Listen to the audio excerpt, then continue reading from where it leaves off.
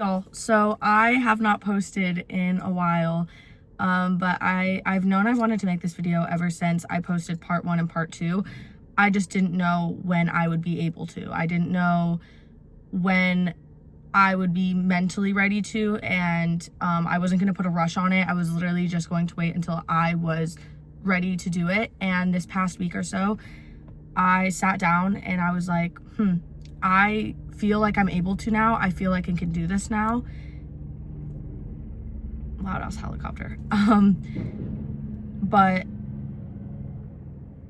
I've known I've wanted to do this, and I'm excited for this video because obviously everybody knows what my last 2 videos were, and I feel like this gives hope because like I've said a million times, if I saw the videos that I made a couple months ago, part 1 and part 2, when I was in that relationship, it would have saved my life. But if I saw this video that I'm about to film in that relationship and even 3 months ago, it would have given me hope and motivation, and I would know that there is a light at the end of the tunnel and that I would get through it and I would heal from this and I would be able to start the process of healing, because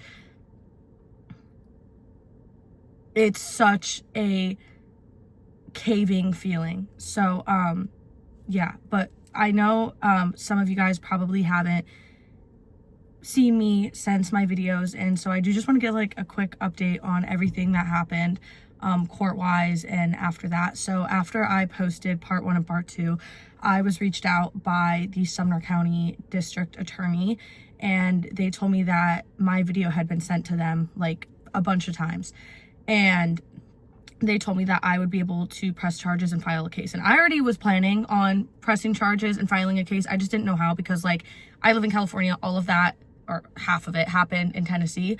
But they helped me, and I was sent them all of the videos, evidence. They watched the YouTube videos, and it was enough to form a case on him for domestic violence.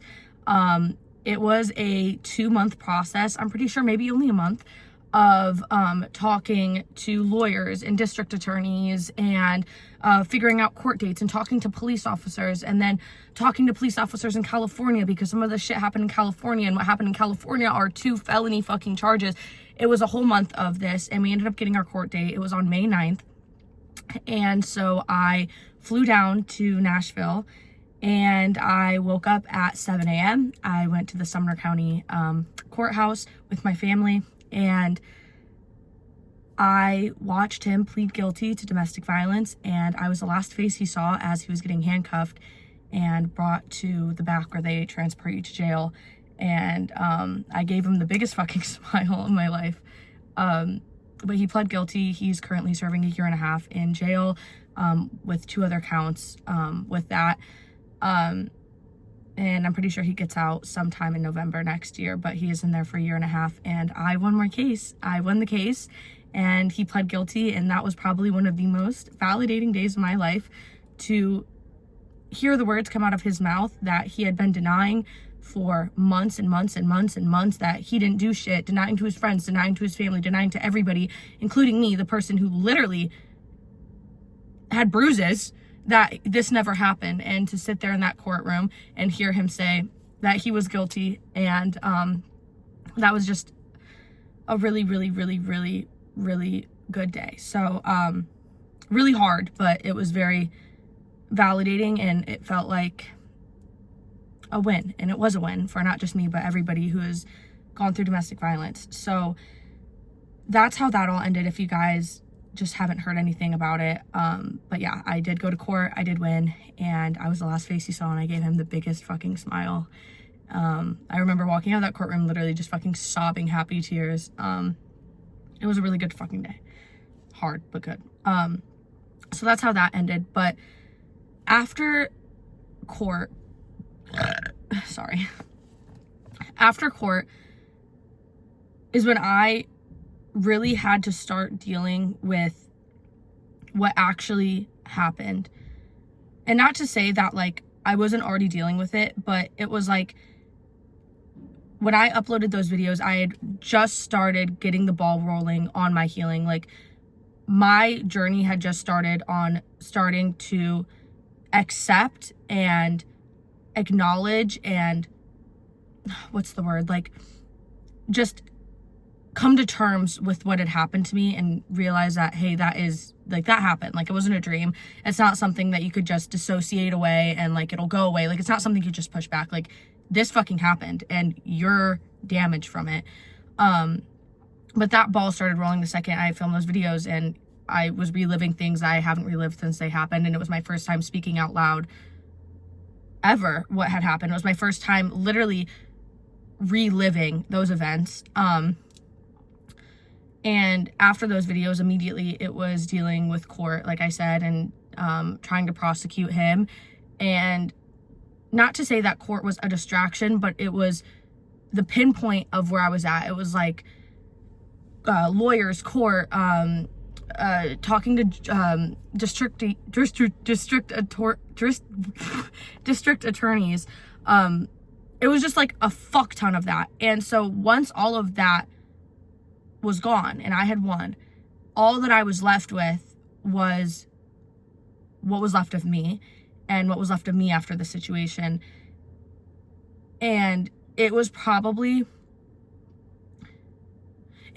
the hardest beginning 2 months of my life. So January, March, April, May, June. So like 3 months, I would say, after that my healing journey was just, so after court, I was scared to heal. I was scared to heal, and I was scared to cope. I was scared of, now I really just have to deal with myself. And I was scared that I wasn't the same person I was before he had done this to me, which I had already known I wasn't. I've said that in the past, like I knew that, but now it was like just me in my room dealing with that. And it turned me into such a depressed, angry, sad. I've never been so scared. So after court, I literally coped in the most unhealthy ways. I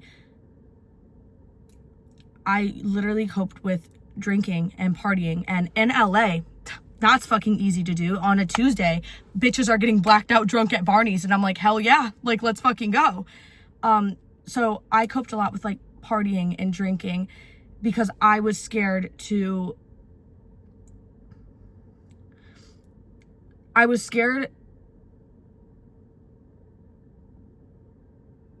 be stuck in my head, and I was pushing all of these thoughts back. So I would not want to think about what he did to me. I didn't want to think about him. I didn't want to think about the situation. I didn't want to think about how everybody in my life and everybody knew what had happened to me. I wanted to forget who I was, what had happened to me. I wanted to forget all of this shit. So I would just drink, and I would go out and I would distract myself. And like, distractions are good. Distractions are a good thing in moderation and when they're healthy. And I wasn't doing it in moderation, and I wasn't doing it healthily. And I was just partying, and I became so depressed. I became so angry. I remember there was one night I called my mom, and I was just sobbing. I was absolutely sobbing. And I was like, why me? Why me? Why did this happen to me? And this was maybe a month and a half after court. And I ended up getting so upset and like angry at the world that I literally slammed my TV on the floor, whipped my TV across the room, glass went fucking everywhere. I like destroyed my apartment because I was so angry. I had so much built up anger because why did this shit happen to me? Why did it happen to me? Why am I unable to face, like, I just sat here and I was so angry with like not only what had happened to me, but I was angry with the fact that I was unable to, after going through everything, after going to court, after helping so many people and hearing so many stories, why was I still unable to look in the mirror and be like, you're okay? And you, like, why? I was so frustrated with like, why am I so in my head right now? Why can't I get out of my head? Why can't I start my growth from the situation? Little did I know, like, that was a part of healing. That was a part of growth. But yeah, it was the roughest 2 months of my life. I've never been so depressed and angry, and like I was just coping with alcohol. I was coping with alcohol and going out and just doing shit to distract me. But as unmotivating as that might sound, I eventually found how to do it in a healthy way, and I really did start healing. One of the big ways that I did was, it was like right in the era of me just like crashing out and being drunk and sad and angry at the world. And it happened a lot where I would just like drink and then just like sob myself to sleep, because I would try to forget everything that he did to me and try to forget everything that happened. But then when I would drink, it would just like reflush my mind, and I would try to forget of how upset I was that he changed me fundamentally as a person. And then I would drink and I would just start scrolling on memories of me before I met him, and me so happy and trusting and all of that. And there was one night where I was just absolutely fucking sobbing, and I realized while talking to a close person in my life that I was coping in this way literally just because I was scared. I was scared of what I would find while healing. I was scared of who I was now after healing, after everything that had happened. I was literally just scared of myself, and I was scared of realizing that this had happened to me, even though, which is so confusing to say, because like obviously I knew I got abused. I knew I was in an abusive relationship. I knew all of these things. Like I knew them. I went to fucking court. But it takes such a like mentally, you have to, like, it's, I really wish I could put this shit into words. Like, mentally, to just sit there and know that, like, that was me. That was me. This was me. And that, because it's so easy. And I've done this a lot. And, like, for these 2 months and even, like, a lot during court, I would just dissociate. And it wouldn't feel like it was my life. It would feel like I'm watching somebody else's. And so to literally, no dissociation, to actually sit and look in the fucking mirror and be like, this was you. This happened to you. And you need to grow. And as fucked up as it is, and it's not fair that you have to sit here and now attempt to heal because of what somebody else did to you, as unfair as that is, you can do it, and you fucking have to. You fucking have to, because you don't deserve for your life to be ruined because they decided to ruin their own and because they wanted to ruin yours. Do not let them win, because this is what they would want, you know? They break you down to such a point, and even when you're out of it, it's so hard to pick yourself up because they break you. And I didn't realize, especially after everything had happened, up until, you know, the healing process, that it's so much more than the bruises that are left on your skin, but the bruises that literally are left on your soul and who you are as a person. Like, and learning how to trust again. Like, that was a huge thing, was learning how to trust people again and open myself up again, and to try to deal with the flashbacks and PTSD and triggers. And that is one thing that did help me heal, was learning what my triggers were and how to deal with them. For me, one of my big ones was shoving shit down and then drinking, and then it would just come up. And like I said, that would happen a lot. I would just shove shit down and then I would drink and it would come up, because what's the saying? Drunk words are sober thoughts. So, like, you know, whatever's down there just fucking comes up when you drink. Like, that's what happens. And so I had to stop doing that. And so I started talking to people close to me and just crying and letting every emotion I feel come out, and I would validate it. I would sit there, and people in my life and me, I would validate every single thing I was feeling. And I just had to get everything that I was feeling out. And the main things were like the why me, the how do I get back to being me? I'm scared. All of that. And even though half of those never really had an answer or a solution, to sit there and acknowledge it and know that, like, hey, this is what you're feeling, it helped, like, to stop bottling things up and to act like everything was okay. Because I've always been the person to be like, oh, I'm fine, you know, I'm fucking fine. And so I had to take a step and, like, express to people in my life that I wasn't okay. And even though, you know, I'm acting fine after court and this and that, like, I'm coping in a not okay way. And it's just breaking me, and it's breaking me mentally. And so that was like a really big step. And that, and also seeing somebody post on social media for him and like posting old pictures of him in my room was like so fucking triggering. So I had to like try to get that as far away from me as possible, because what the fuck. And also, like, the year ago memories, oh my fucking god, that shit crashes me out, and I still get them today. But I just had to allow every single emotion to be felt. And that's something that was hard. And I am so fucking grateful that I truly would not have gotten through this situation if I did not make these videos, and if I did not have y'all to, I don't want to cry, be there for me and share your stories. And it was the most uplifting, motivating thing. And I truly cannot express enough how that truly set me on, now and then, even the right path to get through this, because it's hard. It's fucking hard. But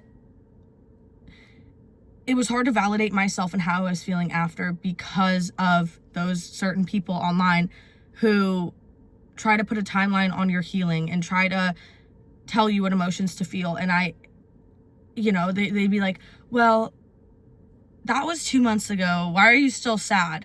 Well, that was 3 months ago. So why are you still talking about it? You already told us that you're upset. Like, you need to move on. Like, you need to start healing. And it's like, I'm fucking trying. So I had to like shut that shit out.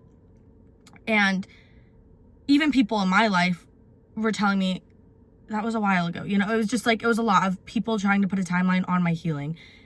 And what I had to realize is that whether my emotions are happy or sad, they are fine. No matter what I'm feeling, no matter how far away it is, that is fucking fine. If I wake up and I'm happy, that's fine. Even though mentally, or, you know, other people are telling me, well, why are you happy today? You were just crying yesterday. You were just having a panic attack yesterday. Why would you wake up happy? You know, but that's okay. I woke up feeling happy. So I'm going to sit there. I'm going to be okay with that.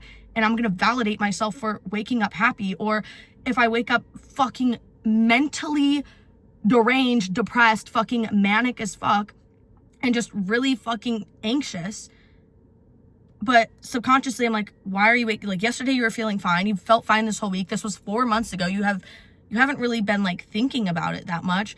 It's okay. Like, validating how you feel, because there is no fucking timeline to healing. There is no timeline. There are no, there's no list of fucking how to heal perfectly. There is no perfect healing handbook. There is no such thing as healing perfectly. And there's no timeline to it. And that is one of the hardest things I had to realize, is that I can wake up 3 days after court and I'm in a good mood. That's okay. I'm happy today. I'm feeling good today. That's great. I'm gonna really take that in and be happy and grateful for that. But the next day I might wake up and be rock bottom, the worst I've ever been. That's okay. I'm gonna sit there and I'm going to be okay with that. I'm going to feel this feeling and I'm going to get through this. I'm going to get through this. It's okay that it's up and down, because healing is not just a linear line or just straight up. It's up and down, and it's waves, and there's rock bottom, and there's sky highs, and then straight rock. And it is so fucking mentally draining, but it is valid. It is real. That's healing. Healing isn't perfect. And that is something I had to realize. Like, for instance, I went to Coachella shortly after I uploaded the videos of part 1 and part 2. And I remember the day before I left, or the day that I was supposed to leave, I was sitting there about to call my friend who had gotten my tickets for me and cancel, because I was like, I don't know if I could do this. But then I decided that maybe this would be good to get out of the house. Maybe I'll feel better. And I was really at like a dark place at this time. I was very dissociated, very depressed, obviously. And I still ended up making the drive to Coachella, and a majority of those 3 days I was there, I was happy and I wasn't thinking about things. And a part of me inside was like, you're not supposed to be happy right now. Like, you're not supposed to be happy. Like, you're gonna be going to court in a month to prosecute somebody who ruined your life. And like, you're on the phone with the district attorney tomorrow. Like, your dad's crying because he's so upset of what happened to you. Like, you're not supposed to be happy right now. And it was such like a fighting feeling, because I was feeling good that day, but then subconsciously I was like, I can't. And so I would like start thinking of things that would make me sad, because I felt like I wasn't right to be happy. Like, I didn't have the right to be happy. And then like other days where it'd be like a month ago, this guy came up to me at the mall and asked me how hard my ex-boyfriend hit me and shit like that, and was asking just really fucked up questions about what had happened. And this was 3.5 months after everything had happened after court. And I went home and I sobbed, and I was so fucking depressed, and I was just like back to where I felt hopeless and dissociative and scared. And subconsciously I was like, dude, you've been on this healing train for so long. Why are you sad right now? Like, it's a kid who made a comment. Like, you get comments all the time on social, like, why are you sad? But it's okay. I'm allowed to be sad. I'm allowed for things to trigger me. I'm allowed to have a past trauma. I'm allowed to have a past trauma, and I'm allowed to have those emotions come up. It's just like allowing that. And it's so hard to make rules on yourself or allow what other people in your life might be saying. It's hard. So that was one thing. It was to allow my emotions. And now I'm at a place to where I know that. And if I have a bad day, I know it's okay to have a bad day. And I'll just sit inside and I'll cry a little bit, or I'll make some popcorn, or I'll have a movie night with friends, or I'll do something healthy to validate how I feel. And I'll talk about it, and then I'll do something to maybe make me feel better. But really just knowing that, like, it's okay to fucking feel like that. Like, it's fine. Another thing is knowing that it's not your fault. It's not your fault.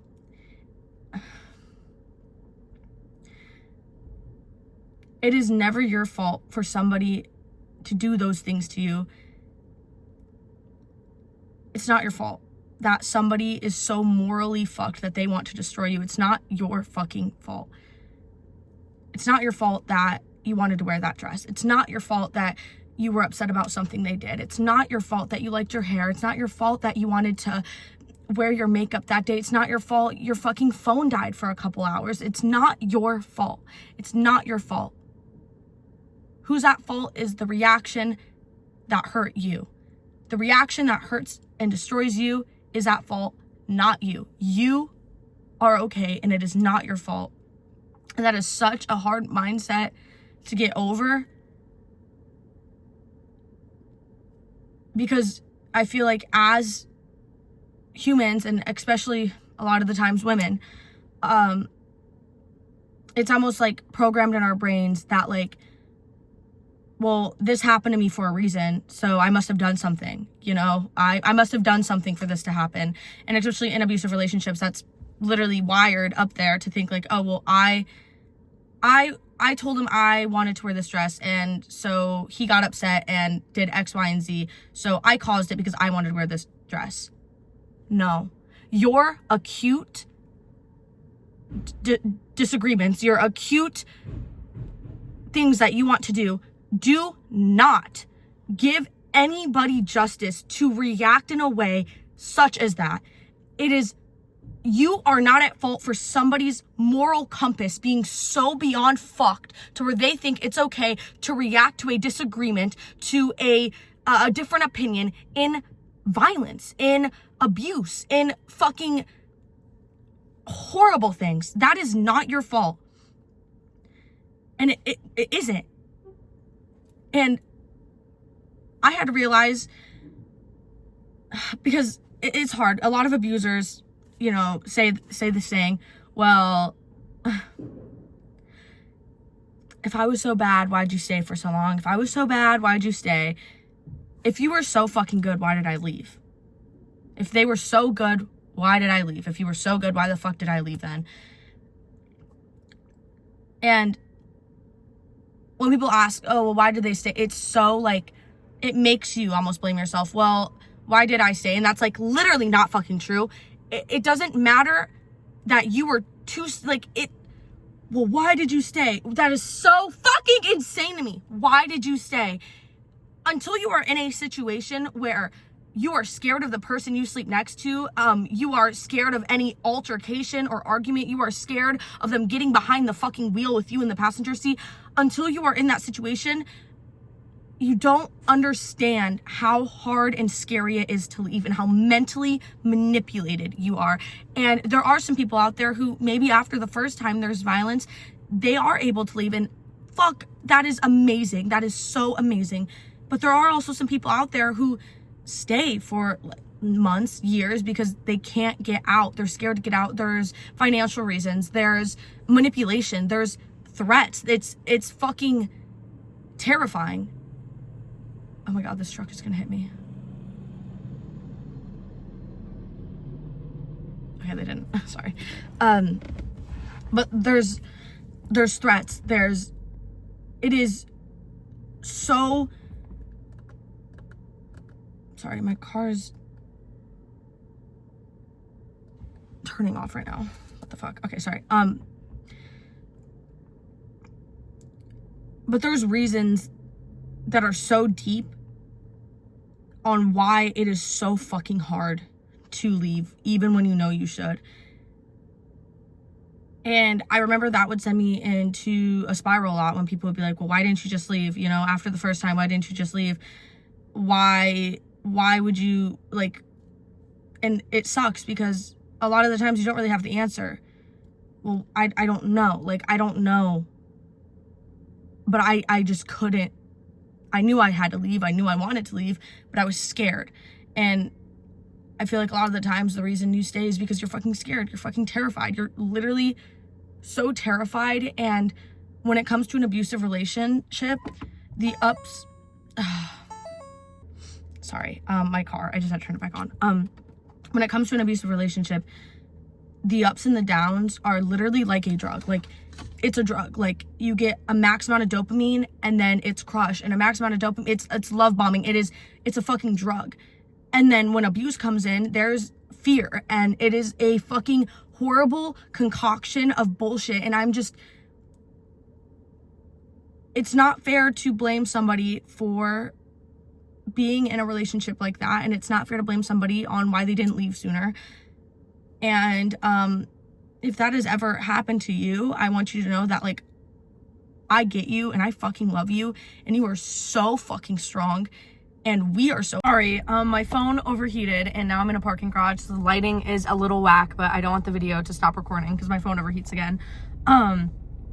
But we are so fucking strong, and we were able to get out of this and get out of the manipulation, get out of all the fucking bullshit that we were put through and being told. And it's like so hard. It is so fucking hard. And so yeah, I don't know, that was kind of just like a ramble, but I had to stop allowing people's questions like that affect my mental, because it would make me question myself and question my strength and question a lot of things about myself when it wasn't my fault, and it's not my fault, and I can't blame myself for somebody's horrible fucking actions that led to changing me, you know?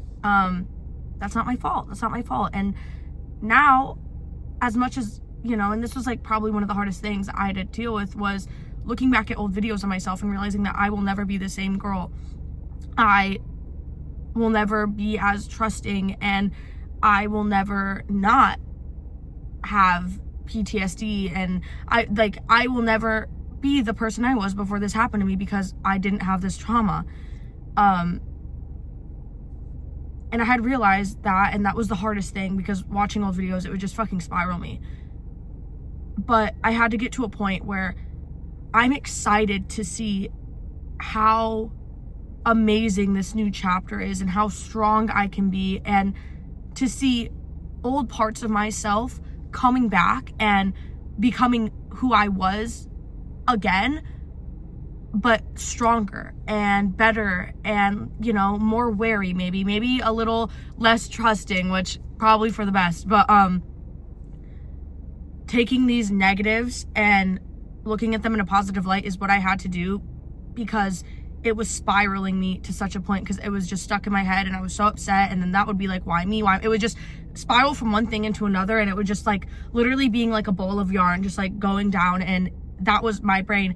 And so I'm now at the point where I'm like, I'm so excited to see where I'm at in a year. And I'm so excited that I won't let this happen to me again. And I'm happy that I'm not as trusting, and I'm happy I know what to look out for, and I'm happy that I was able to save a lot of women, and I'm so fucking happy for that. And I know me before all of this would be so proud, and it's okay that it's okay. Like, it's just okay. And that's basically just what I had to realize. And I will say now, it's been a few months since everything. I finally, I can say, am more happy at times than sad. And I'm feeling really, really good. And I'm at a place where I can talk to people. I feel no shame. I feel free. I feel very free. I found a lot of motivation with taking up projects in my life, like the podcast, like DIYing, and planning things for the future. I've found so much comfort in looking forward to the future and future endeavors. And it's helped me so fucking much. And I'm happy, and I finally feel free. And what he did to me is no longer the number one thing on my mind. When I drink and I go out, because trust me, I still fucking do. But when I drink and I go out and I hang out with friends, that's not what I think about anymore. I just have a good time. And I never thought I would be like this, because that's what I feel like I didn't know would happen, and a lot of people don't know, is even when you get out of the situation and you're no longer being abused,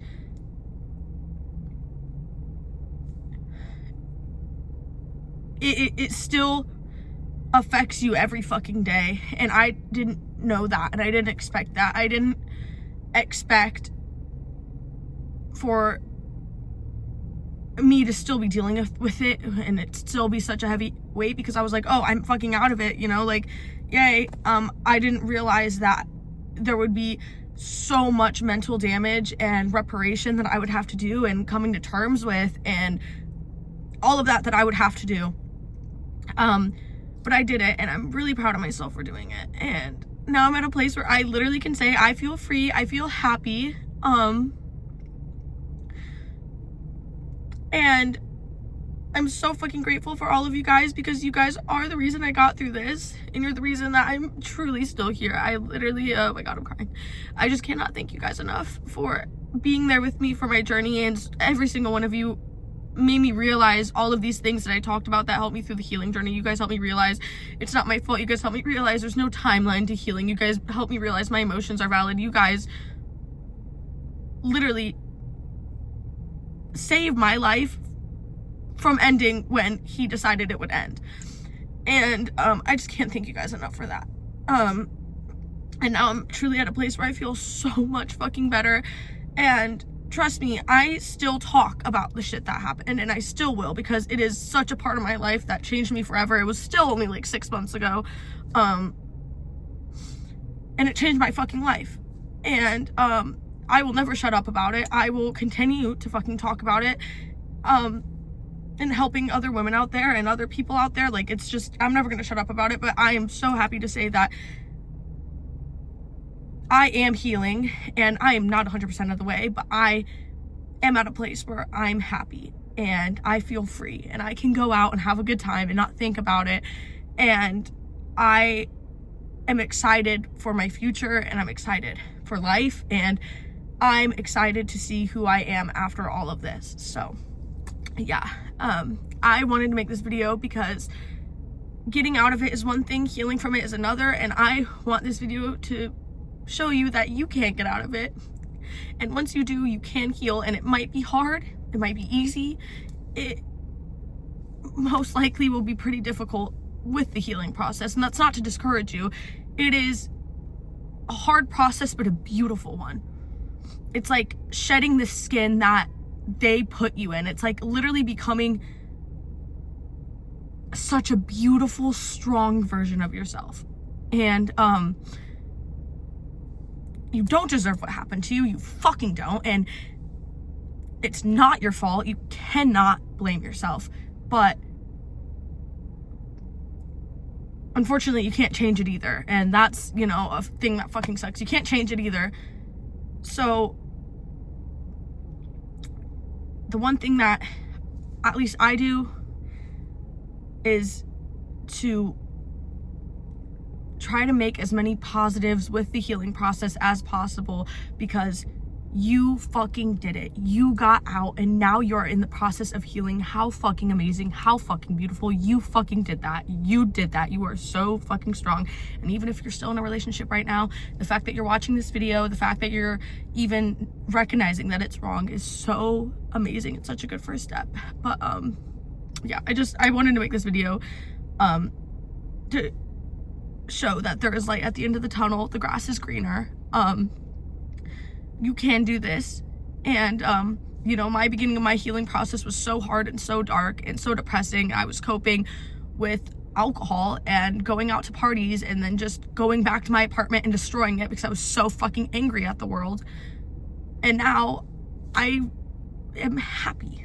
And so I just want you to know that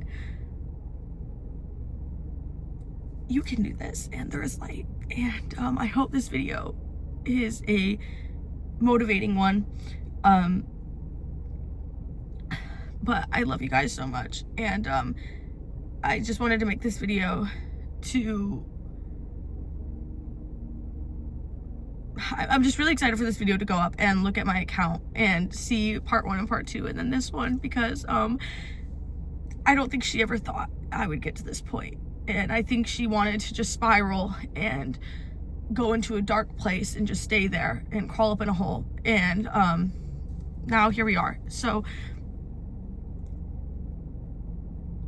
yeah, I'm healing, and you can too. And this is not at all the end. This is the beginning of something amazing, and you can get through this. You fucking got this. And yeah, I love you guys. And I didn't know when I'd be able to make this video, because I didn't know when I would be at this place mentally to be able to talk about healing and actually express how healing is. And I went to Arizona this weekend, and I was like, I feel good. I feel really good. I've been sitting by the pool drinking, and I'm fine, and I've been going out, and I've been going to museums, and like I've just been feeling good. So, and it's been like that for the past couple months. So more good days than bad, but not to say that I won't have bad days, and that's fucking okay, like I said. But you got this. And if you are currently in the process of healing and you just feel like there's no end to the pain, the suffering. I promise you there is, because I was exactly where you are. Exactly where you are. And I still have days like that. But I was there. And you can get out of it. I promise you. Do not blame yourself. Do not hate yourself. Give yourself grace. Give yourself flowers. Give yourself a fucking hug, because you did the hardest thing, which was leaving. Even if you haven't left yet, you are on the steps to do so. And I'm so proud of you. And everybody watching this video is so fucking proud of you. And yeah, I'm gonna cry. But I love you guys. And yeah. Seeing this video, if I watched this video a few months ago, I would just be so proud. So I love you guys, and I'm finally feeling good and free, and I'm healing. And yeah, but I love you guys. I'm gonna upload this video, and after this I'm gonna try to do YouTube videos again. But I wanted to do this. I always wanted to do this. But yeah, I love you, and your journey does not end with them. Your journey does not end there. Instead, a beautiful new one starts. So I love you guys, and you got this, and you can heal, and it is possible.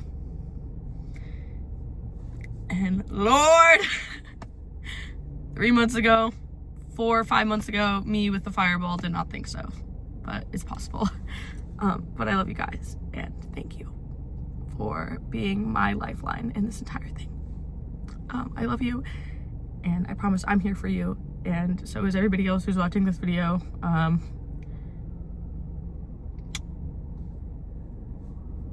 We got this. I love you. There is light at the end of the fucking tunnel. Do not give up. You've got this. I promise. I love you guys.